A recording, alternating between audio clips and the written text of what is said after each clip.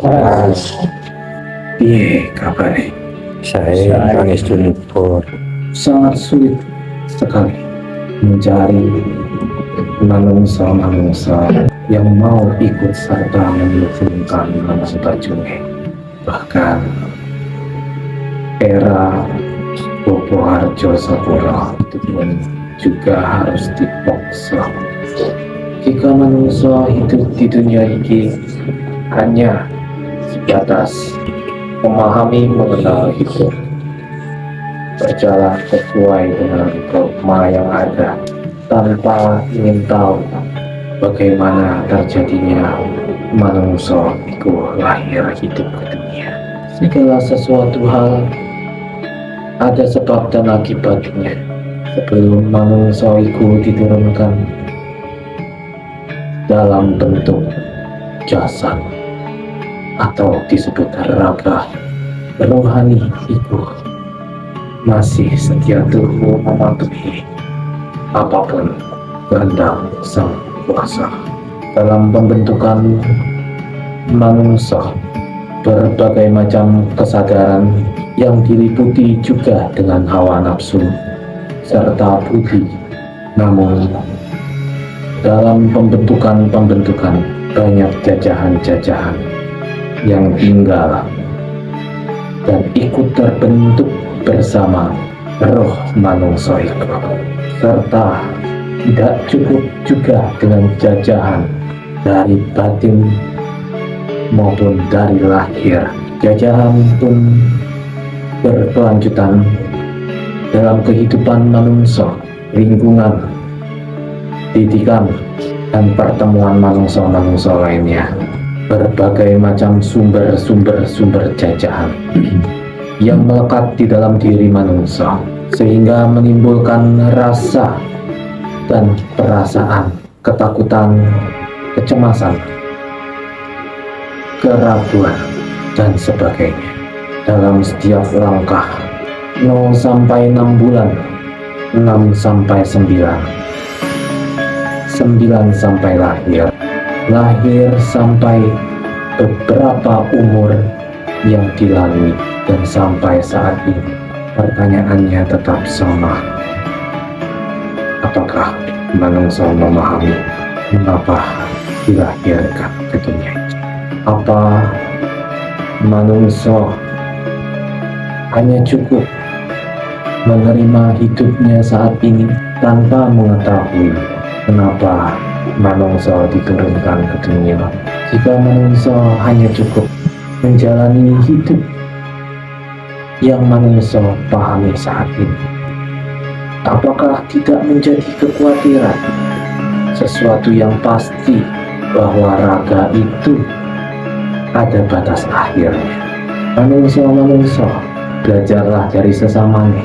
Lihatlah manusia yang lainnya, yang dimana waktunya hidup di dunia ini sudah terlihat jelas bahwa di depannya tidak lama lagi menemukan kematian tersebut.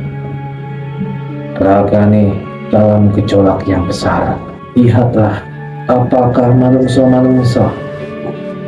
baru menyadarinya saat batas umur di hadapan kematian tersebut.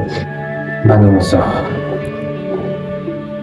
kematian itu bukanlah karangan, juga bukan buatan. Kematian adalah sesuatu yang mutlak ada di depan panjenengan saluruhne. Apakah panjenengan sudah cukup yakin bahwa panjenengan tahu jalan pulang melihat dengan jelas, mengingat dengan jelas, merasakan dengan jelas, atau kadang samar, kadang terlihat, kadang tidak sama sekali? Semasih panjenengan merasakan perubahan, anyokro manggilingan, wadahnya semakin lemah, kehidupannya semakin sulit. Apakah panjenengan Sudah tepat langkah kaki, sikap perbuatannya, dan kesadarannya. Setiap hari panjenengan harus ingat dan selalu memastikan bahwa panjenengan seluruhnya masih ingat jalan pulang. Keyakinan itu bukan hanya sekedar sesuatu yang kita jalani, yang kita terapkan, namun panjenengan harus paham, keyakinan itu layaknya seperti panjenengan melihat diri panjenengan sendiri. Jika panjenengan merasa itu ada kerusakan di dalam raganya, gelapnya jiwa, bahkan rohaninya tidak mendapatkan pepadang, renungi kembali di mana panjenengan melakukan keliruan. Hambatan-hambatan yang terjadi sering sekali terjadi adalah keduniawian yang membuat panjenengan itu tergoyahkan. Jika panjenengan yakin hidup bersama Yang Maha Kuasa, kenapa bisa tergoyahkan? Lihatlah yang bisa panjenengan lihat, dengarlah yang bisa panjenengan dengar. Banyak kesempatan, banyak sesuatu hal yang sudah panjenengan terima, baik kecil, sedang maupun besar. Namun, apakah sekarang itu dipertanggungjawabkan, baik yang kecil, yang sedang maupun yang besar? Satu surah iki memanggil panjenengan untuk eling lan waspada. Percuma panjenengan itu mendalami selama 2 tahun berturut-turut, bila mana yang panjenengan pun hanya bisa menilai benar dan menilai salah hanya berakar dari telinga. Panjenengan melupakan saksi. Tanyakan kepada sadulur nih, tanyakan kepada mata nih, kenyataan yang terjadi itu seperti apa. Bila panjenengan merasa tak mampu melihat kebenaran, setidaknya panjenengan merasakan rasanya kebenaran itu terjadi. Ketika dadanya dingin, ketika badannya ringan, ketika segala sesuatu yang panjenengan rasakan itu menjadi baik. Namun hidup itu tidak abadi.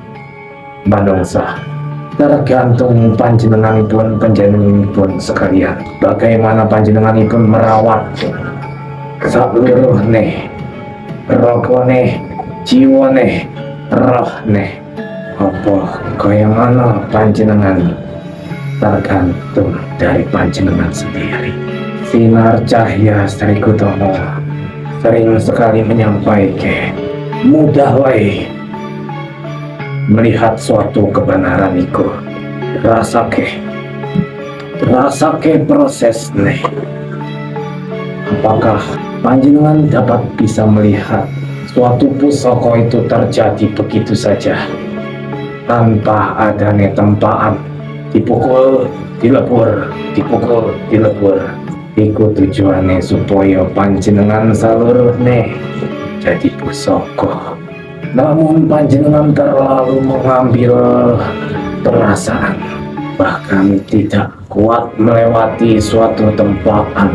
Bagaimana panjenengan bisa menjadi sesuatu jika tidak mampu melewati prosesnya?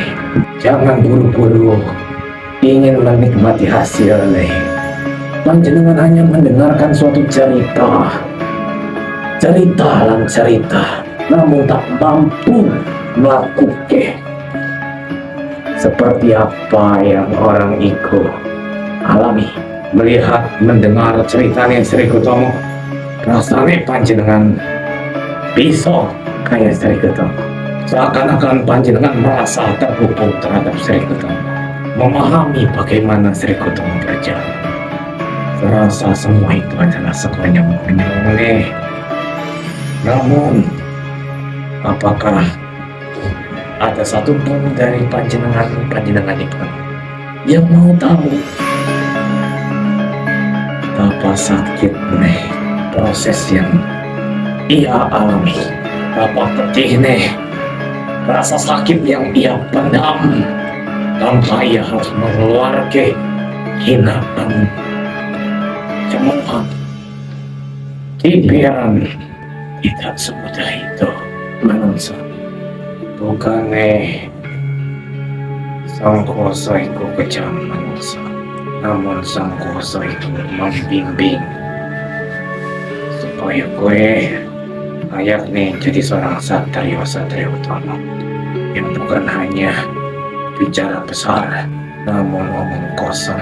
Seluruhnya harus bisa panjenengan bukti, bukan terus-terusan mencari pembuktian. Saat ini kowe seluruhnya yang membuktikan. Jangan pulang kembali layaknya seperti hewan manungsa. Pulanglah sebagai manungsa.